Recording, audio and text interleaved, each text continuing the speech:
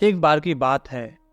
उस समय जब महात्मा बुद्ध अपने शिष्यों के साथ जाकर दूसरे गांव में प्रवचन दिया करते थे। एक बार गर्मी का समय चला था। बहुत तेज कड़ाके की धूप निकली हुई थी। महात्मा बुद्ध और उनके शिष्य किसी गांव में प्रवचन देने के लिए जा रहे थे।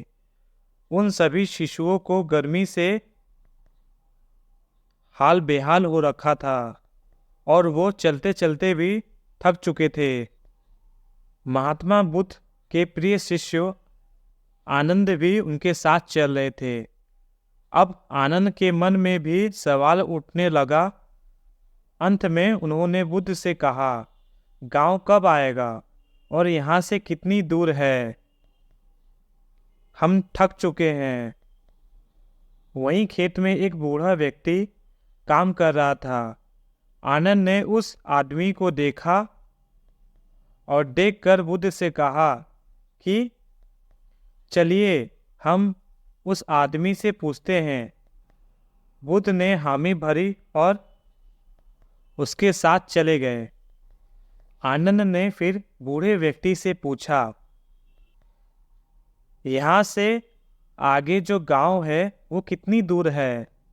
बूढ़ा व्यक्ति ने कहा, यहाँ से वो गांव अब कुछ ही दूरी पर है।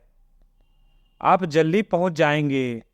यह कह के वो व्यक्ति बुद्ध की तरफ देखकर मुस्कुराने लगे। बुद्ध भी उस बूढ़े व्यक्ति को देखकर मुस्कुराए। आनंद को यह समझ नहीं आया कि वो लोग क्यों मुस्कुरा रहे हैं।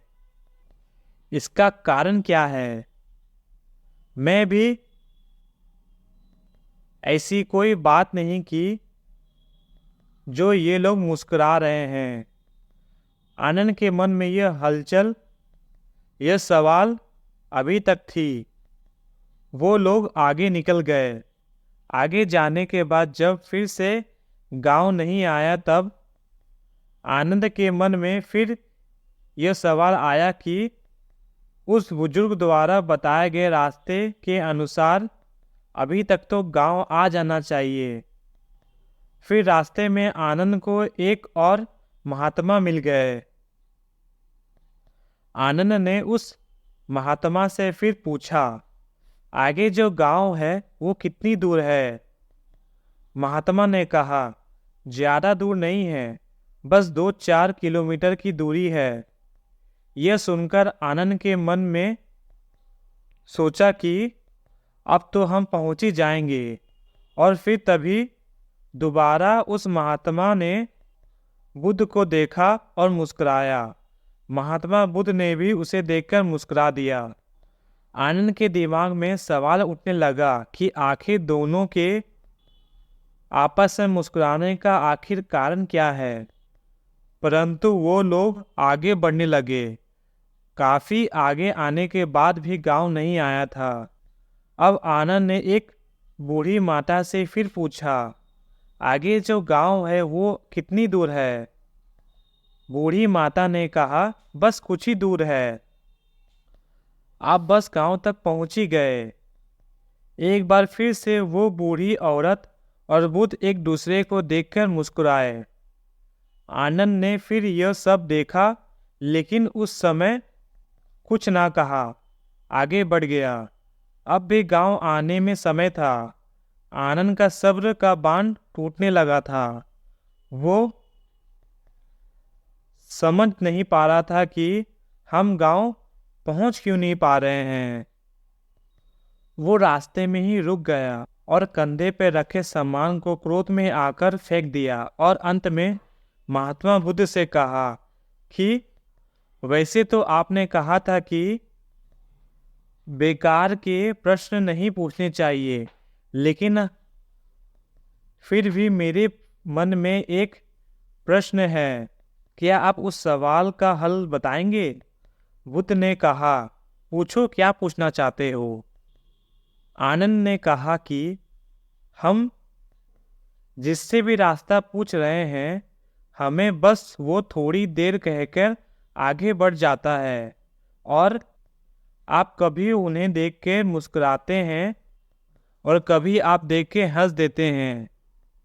इस चीज़ को कृपया मुझे समझाइए और यह भी बताइए कि हम गलत रास्ते पे तो नहीं चल रहे हैं, तभी गांव नहीं आ रहा है और इतना समय क्यों लग रहा है। बुद्ध आनंद की बात सुनकर कहते हैं,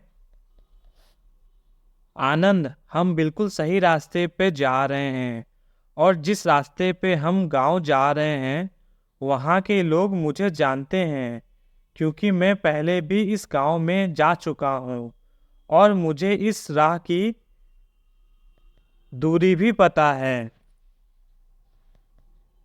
और यहाँ के लोग भी यह बात जानते हैं और इसीलिए वो लोग फिर से मुझे जाते देख पहचान कर मुस्कुरा रहे हैं।